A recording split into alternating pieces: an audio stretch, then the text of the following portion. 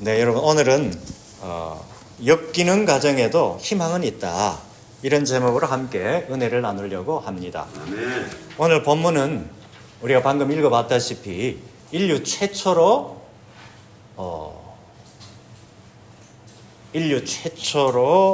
일어난 그 살인 사건에 관한 내용입니다.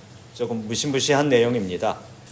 근데 이 살인 사건은 다름 아닌 가정에서, 그것도 피를 나눈 형제 사이에서 일어났다고 하는 이 사실이 오늘 우리에게 충격을 더하고 있습니다.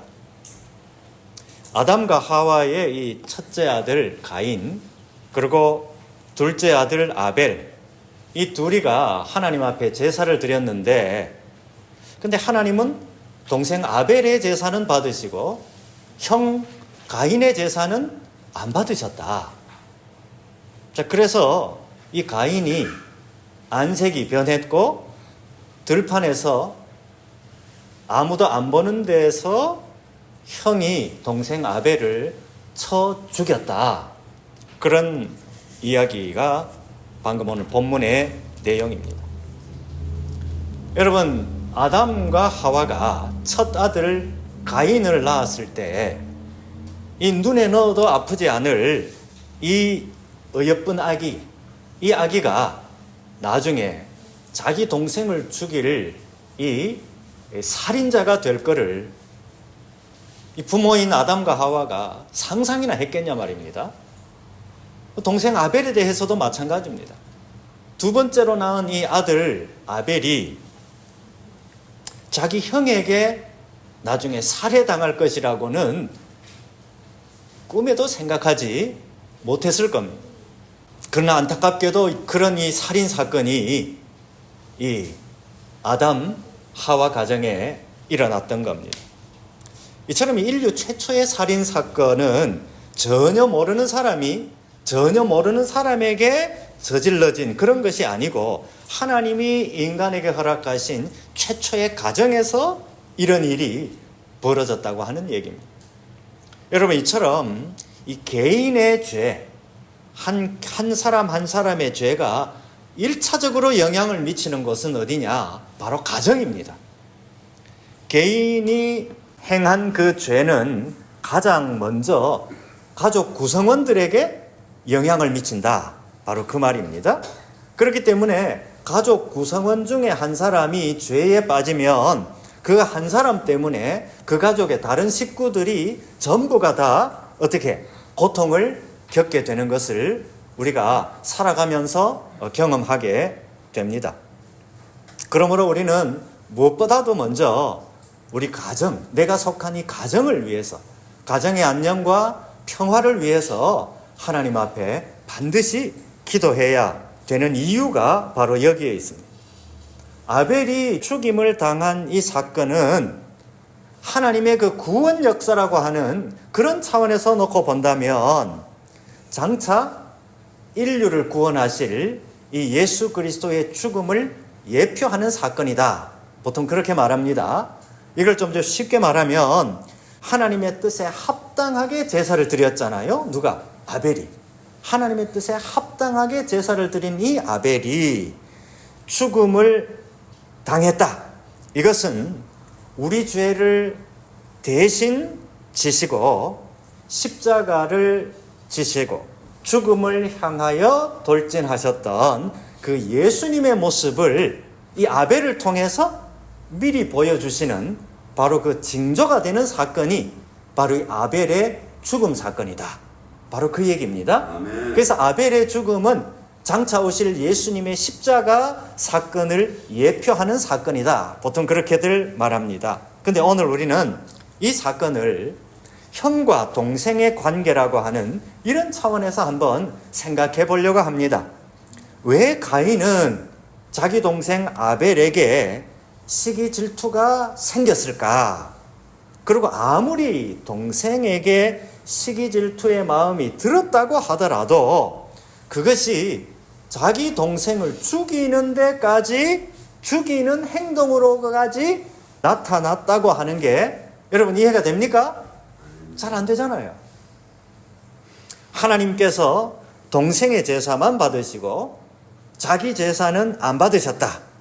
그러면 가인 입장에서는 기분은 나쁠 수 있겠죠. 한편으로 하나님을 원망하는 마음도 들 수 있었을 겁니다. 또 동생 아벨에 대해서는 주는 것 없이 미워하는 그런 마음도 있을 수가 있겠죠. 그러나 그렇다고 해서 동생을 죽이기까지 했다. 이것은 우리 상식으로는 도저히 납득이 안 되는 그런 행동인 거죠.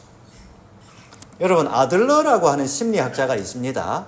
이 아들러라고 하는 심리학자는 자녀의 출생 순서, 맞이, 둘째, 셋째 이렇게 해서 자녀의 출생 순서가 그 자녀의 이 성격을 형성하는데 상당한 영향을 미친다. 그렇게 말합니다. 이 뭔가 하면 맞이는 책임감이 강하고 독립심이 강하고 동생들 앞에서 맞이로서의 어떤 권위, 이것을 지키려고 애쓰는 그런 경향이 있다고 합니다. 좀 그런 것 같습니까? 여러분 중에 이제 맞이나 혹은 맞이를 키워보신 분들은 아마 그런 거를 조금 느끼실 수가 있을 것 같아요. 반면에 막내는 어떠냐?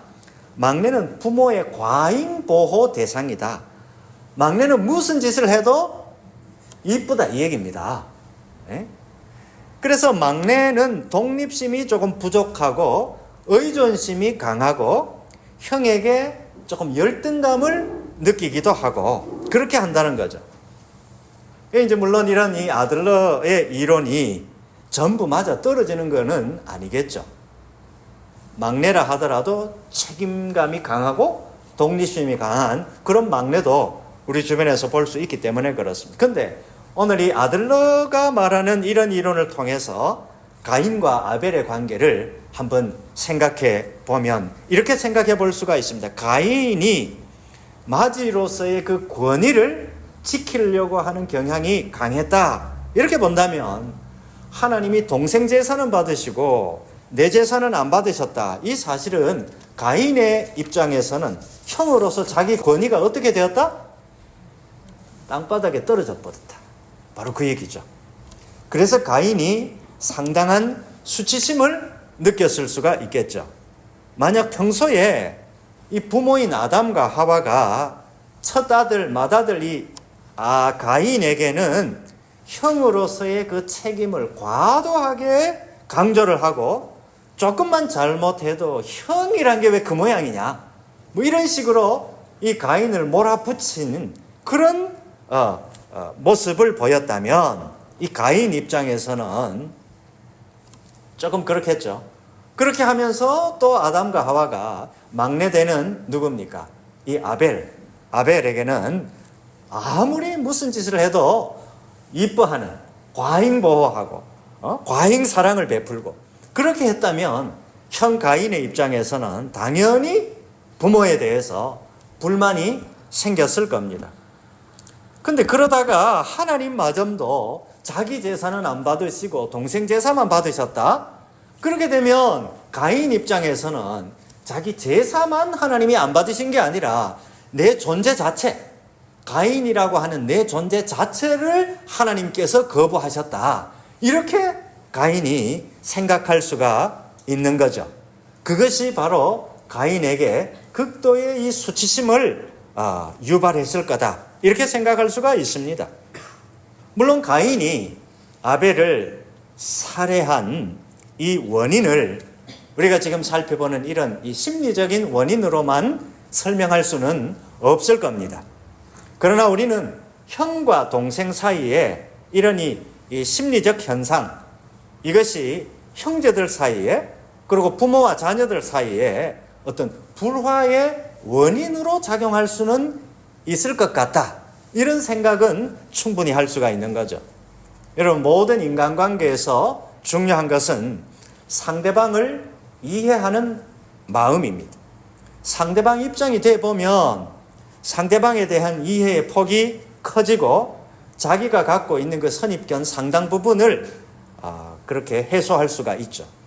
근데 우리는 사실 상대방을 이해한다, 상대방 입장이 되어본다, 이게 쉽습니까? 안 쉽습니다. 어렵습니다. 이게 쉽지 않습니다. 어린 시절부터 부모로부터 이 형제들 사이에 비교당하면서 자란 아이는 건강한 자아 정체성, 이걸 확립하기가 어렵습니다. 그러면 어떻게 됩니까? 과도하게 남의 눈치를 보게 되고 과도하게 열등감을 느끼게 되고 이 건강한 인간관계를 형성하기가 쉽지가 않다. 바로 그 얘기입니다. 이러한 이 과도한 열등감은 나중에 어른이 되어서도 쉽게 사라지지가 않습니다. 내보다 비교 우위에 있는 사람을 만나면 어떻게 됩니까? 과도한 열등감을 느낀다. 바로 그 얘기예요. 과도하게 그런 사람의 눈치를 보게 된다. 그겁니다. 그리고 자기보다 열등하게 보이는 사람 앞에서는 어떻게 합니까? 그런 사람은 막대하는 거죠. 막대하는 거예요. 그런 경향이 있다는 거예요. 한 아이가 태어나서 그 태어나면서부터 이 어린 시절을 겪고 또 청소년기를 겪고 나중에 이제 스스로 독립적으로 생각하고 생활하기까지의 그 전체 과정이 있지 않습니까? 그 전체 과정은 절대적으로 가정의 영향, 그 가정에서 부모의 영향을 받게 된다. 여러분, 우리가 다 경험한 거고 우리가 다 수용할 수 있는 그런 사실입니다. 이런 거를 보면 이 한 개인의 인격, 한 개인의 성격, 한 개인의 그 인간관계, 한 사람의 그 사회성, 이런 것들은 절대적으로 가정에서 형성되는 거죠. 그래서 예로부터 뭐라고 말합니까? 가정교육, 가정교육. 그렇게 말하는 이유가 바로 그거죠. 여러분, 사람은 누구나 천국 같은 가정, 이거를 원하죠. 그러나 결론적으로 여러분 말하자면 이 땅에서 천국 같은 가정은 없습니다. 그럼 목사님 가정도 천국 같은 가정이 아니래요? 저한테 여러분이 만약 그렇게 물으신다면 똑같습니다. 여러분 가정이나 저 가정이나 똑같아요. 이 땅에는 천국 같은 가정은 없어요. 없습니다. 여러분, 이 땅에서 사람은 모두 죄의 영향력 아래 살아가고 있기 때문에 그 어떤 가정도 여러분이 텔레비전 드라마에서 바라보는, 드라마에서 나오는 어떤 그런 가정, 아주 이상적인 가정, 드라마에서는 그런 걸 볼 수 있죠. 그러나 실제 가정에서는 천국 같은 가정은 이 땅에서는 있다 없다? 없다. 바로 그 얘기입니다. 겉으로 보면 천국 같아 보이는 가정이라 하더라도 모든 가정은 여러분 실제로는 그 가정에 들어가 보면 천국 같은 가정은 없습니다. 아니, 믿음으로 살아가는 믿음의 가정, 성령 충만한 가정은 그러면 그런 가정도 이 천국 같은 가정이 아니란 말이냐 물어보신다면은 잠깐은 그렇게 생각할 수 있겠죠. 그러나 여러분이 생각하시는 그런 이상적인 가정은 이 땅에서는 사실 없습니다. 아무리 믿음의 가정이라고 하더라도 모든 가정은 천국 같은 가정을 향해서 나아가고 있을 뿐이다. 여러분이 그렇게 생각을 해야 됩니다.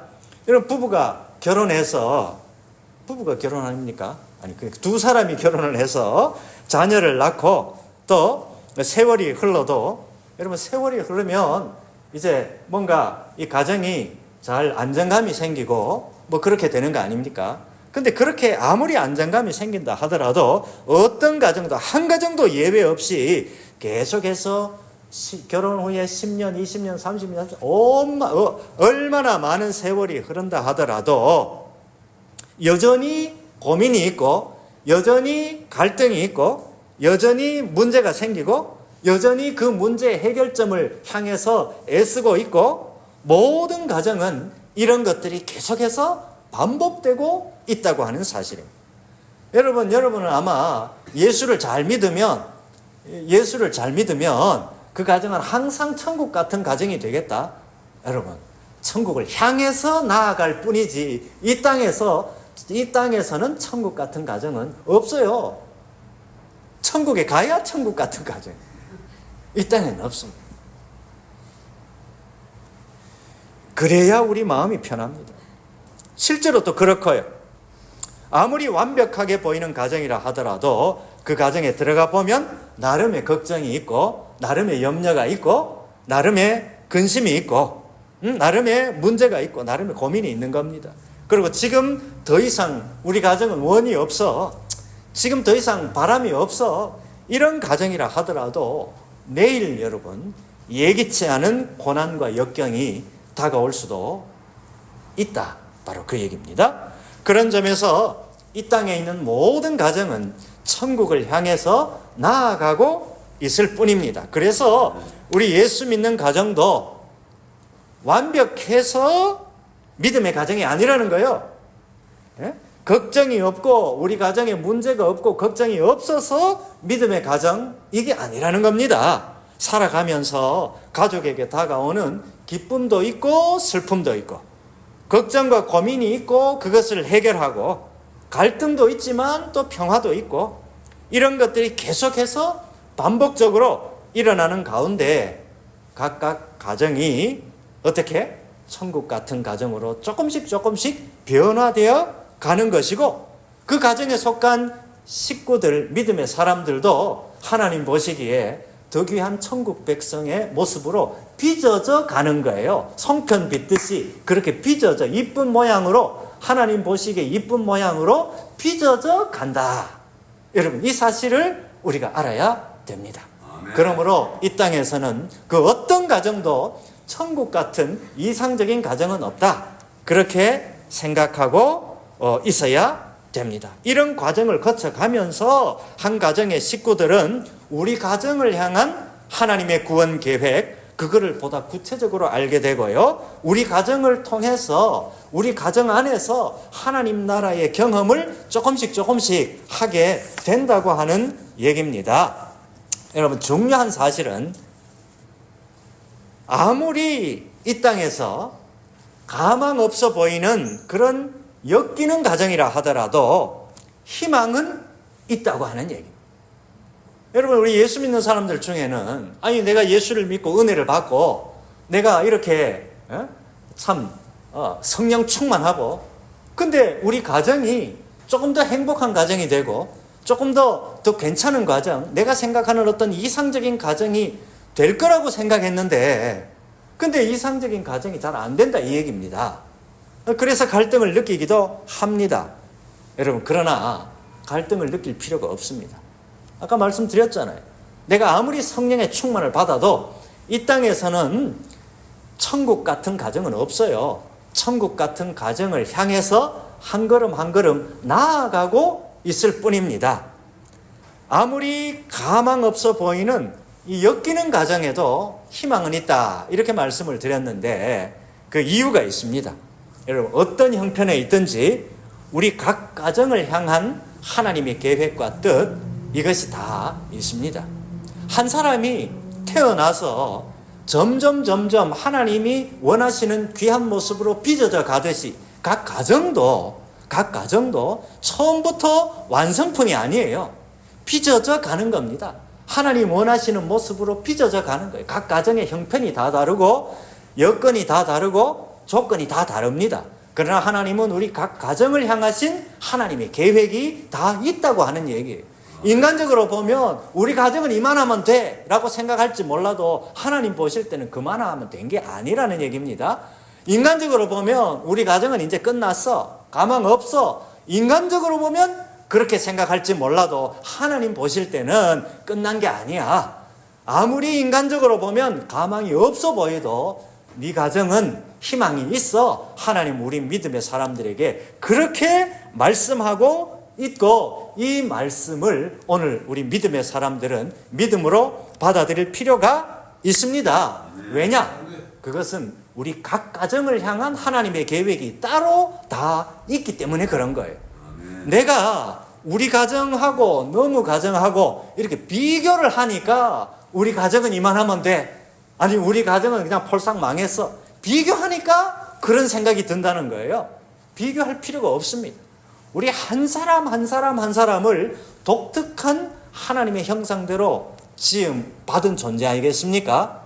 우리 한 사람 한 사람이 다 다르듯이 우리 가정 한 가정도 하나님 보시기에 독특한 그런 가정으로 하나님께서 그렇게 세워주신 겁니다. 그거를 우리가 생각한다면 다른 가정하고 우리 가정하고 비교할 필요가 없습니다. 우리 가정은 우리 가정대로 하나님이 우리 가정에 허락하시는, 또 우리 가정을 통해서 역사하시는 하나님의 뜻과 계획이 따로 있다. 여러분, 이거를 받아들일 때 우리 가정을 통해서 역사하시는 그 하나님의 은총과 은혜를 누리면서 살아갈 수가 있게 될 걸로 믿습니다.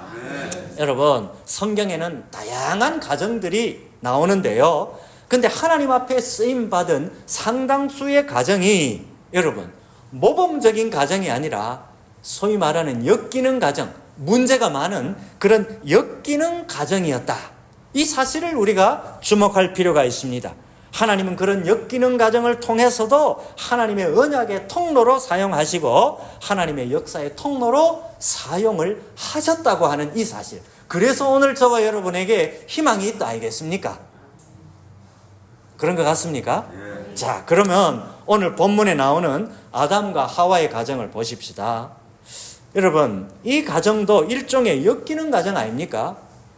마지 가인이 동생 아벨을 죽이는 그런 참극이 벌어졌잖아요. 그럼에도 불구하고 하나님은 아담과 하와 그 가정에 복을 주십니다. 어떻게? 억울하게 죽은 이 아벨 대신에 셋이라고 하는 이름의 새 아들을 그 아담 하와의 가정에 주십니다. 선물로 새로 주십니다. 셋 이후에 그 후에도 여러 자녀를 그 가정에, 아담 하와의 가정에 허락하셨다. 성경은 그렇게 말씀하고 있습니다. 이렇게 하나님은 아벨을 대신해서 여러 자녀들을 주셔가지고 여러분, 그 자녀들을 통해서 하나님의 구원 역사를 이루어 가십니다. 여러분, 성경 구약에는 자녀는 하나님의 축복, 하나님의 복의 상징으로 그렇게 등장합니다. 자녀들을 많이 주셨다, 하나님의 복을 많이 주셨다, 이 상징으로 자녀를 그렇게 표현하고 있습니다. 자, 그래서 아담과 하와의 가정은 시기와 질투가 있었고 싸움과 분열이 있었고 살인이 일어나는 그런 엮이는 가정이었지만 하나님의 섭리 가운데서 새로 주신 자녀들을 통해서 하나님의 구원 역사에 쓰임받는 그런 가정으로 하나님이 인도해 가셨다고 하는 얘기입니다. 여러분, 아담과 하와의 가정만 그런 게 아닙니다. 여러분이 잘 아시는 우리가 믿음의 조상이라고 하는 아브라함의 가정도 그렇습니다. 아브라함의 가정도 우리가 생각하는 그런 이상적인 가정의 모습이 전혀 아닙니다. 하나님께서 아브라함에게 약속해 주셨잖아요. 하나님이 아브라함의 약속해 주셨음에도 불구하고 아브라함과 그 아내 사라는 자기들을 통하여 하나님의 언약의 역사가 이루어진다, 이 사실을 믿지를 못했어요. 그래서 사라의 여종 하갈을 통하여 이제 아브라함이 이스마엘이라는 어린 아이를 낳습니다. 하나님은 아브라함과 사라 사이에서 난 씨로 말미암아 네 백성을 창대하게 하겠다, 그렇게 약속해 주셨는데 아기가 안 생기니까 아브라함과 사라가 누구? 사라의 몸종인 하갈을 통해서 아기를 낳게 만들었다, 이 얘기입니다. 하나님 언약을 믿지 못해서 그런 거 아니겠습니까? 그러나 여러분, 그렇게 인간적인 계획이 자기 가정에 복을 가져다 줄 걸로 생각을 했어요. 누가? 아브라함과 사라가. 근데 이게 복의 씨앗이 된 게 아니고 뭐가 되었다? 새로운 불행의 씨앗이 됩니다. 임신한 하갈이 이제 나는 임신을 했다 이거예요. 근데 우리 주인인 사라는 임신 못한다 이거예요. 그러니까 몸종이 주인 사라를 멸시를 하니까 사라가 그 일 때문에 요즘 말로 열을 받아가지고 아브라함의 허락하에 하갈을 쫓아내버립니다. 학대합니다. 학대하니까 그 학대에 못 이겨가지고 이제 자기 아들 데리고 도망을 합니다. 그러나 하나님 말씀에 순종해서 다시 집으로 돌아와요. 여러분, 아브라함이 아들 이스마엘을 낳은 때가 86세에 이스마엘을 낳고 그로부터 14년 이후인 100세에 사라를 통하여 아들 이삭을 낳게 됩니다. 이삭이 어릴 때에 태어나서 철이 들어서 이렇게 딱 보니까 자기 형이 있는데 그 형이 우리말로 뭔 형입니까? 배다른 형이에요. 배다른 형.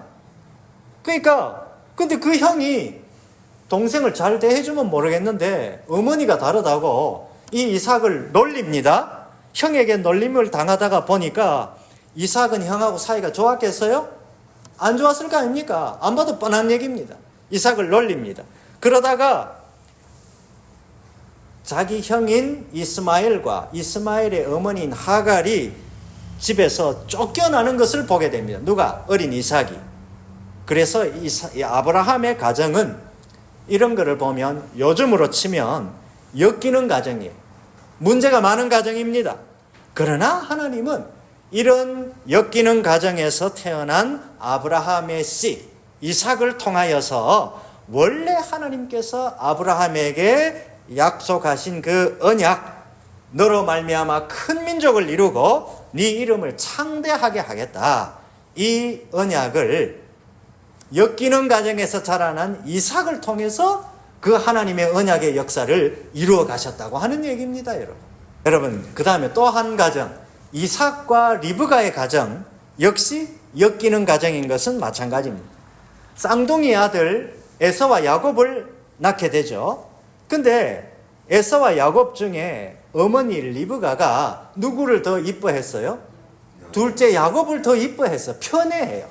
아니, 부모가 애들을 편애하면 됩니까? 안 됩니까? 안 되잖아요. 근데 어쨌든 이 집안의 어머니 되는 리브가가 둘째 야곱을 편애를 하게 됩니다. 그런데 이 야곱이 아주 애가 많잖아요. 그래서 장자의 명분을 얻고 또 야곱이 자기 아버지와 형을 속여가지고 장자의 복을 가로챕니다. 그러니까 형 에서와 야곱은 어떻게 됩니까? 서로 원수가 되죠. 그래서 형 에서가 야곱을 잡아가지고 죽이려고 막 대들으니까 야곱이 어떻게 해요? 도망을 가죠. 어머니 도움을 받아서 외삼촌 라반의 집에 도망을 갑니다. 거기서 20년의 세월을 보내게 됩니다. 여러분, 이거를 보면 오늘 우리 이 이삭과 리브가의 이 가정도 모범적인 가정이 아니라 요즘으로 치면 엮이는 가정이었다. 근데 이런 이 엮이는 가정에서 여러분, 나중에 하나님께서 이 야곱을 집으로 돌아오게 하시잖아요. 형 에서하고 어떻게? 또 화해하게 하시잖아요. 그리고 그 욕심 많던 야곱을 통하여서 아브라함에게 약속하신 이 하나님의 언약의 역사가, 하나님의 구원의 역사가 계속해서 이어지게 하시는 그런 하나님의 놀라운 은총을 보게 됩니다. 여러분, 이처럼 하나님의 언약, 하나님의 구원 역사라고 하는 것은 우리가 생각하는 어떤 모범적인 어떤 가정, 이런 가정을 통해서 이루어지는 것이 아니고 엮이는 가정들을 통해서 이루어진 것을 볼 수가 있습니다. 그래서 오늘 우리 가정이 문제투성이라고 여러분 생각하십니까? 오늘 문제 많은 자녀들 때문에, 아니면 어떤 분은 문제 많은 우리 부모님 때문에 우리 가정은 희망이 없다, 여러분 이렇게 생각하십니까? 그렇다면 오늘 우리가 살펴봤듯이 아담과 하와의 가정을 생각해 보시기 바랍니다. 아브라함과 사라의 가정을 한번 보시기 바랍니다. 이삭과 리브가의 가정을 한번 보시기 바랍니다. 이 가정들 모두가 엮이는 가정이었지만 하나님은 이 엮이는 가정들을 통해서 하나님의 구원 역사를 이루어 가셨다고 하는 얘기입니다. 그렇다면 오늘 저와 여러분의 가정에도 희망이 있습니까? 없습니까? 희망이 있습니다. 내가 남들한테 말은 잘 못하겠지만 우리 가정에 이런 문제가 있어. 말 못할 이런 고민이 있어, 우리 가정에. 이래가지고 뭔 믿음의 가정이라고 하겠노? 내가 이래가지고 이런 이 어려운 문제를 갖고 있는 우리 가정에 남들이 알면 남사스러워서 내가 말도 못하겠다. 그런 문제를 갖고 있다고 하더라도 여러분 너무 걱정하지 마시기 바랍니다. 우리 믿음의 사람들이 있는 그 가정은 천국 같은 가정을 향해서 한 걸음 한 걸음 하나님께서 우리 가정을 인도해 가신다. 여러분, 오늘 우리 가정에도 그래서 희망이 있는 겁니다. 아브라함의 씨를 통해서 큰 민족을 이루고 창대한 복을 허락하신 그 하나님께서 아브라함의 계보에 속한 예수 그리스도를 통하여서 믿음의 가정에 구원 역사가 일어나게 하시고 또 믿음의 가정을 통하여서 구원 역사를 계속해서 하나님은 이루어 가시는 겁니다. 그러므로 여러분, 오늘 저와 여러분 어떤 조건에 있다 하더라도 예수님을 모시고 우리가 살아가고 있는 한 우리 가정에도 뭐가 있다? 희망이 있다. 여러분 이거 꼭 기억하시고, 그래서 하나님이 인정하시고 하나님의 구원 역사에 제대로 쓰임받는 저와 여러분 모든 가정이 될 수 있기를 주님의 이름으로 축복합니다.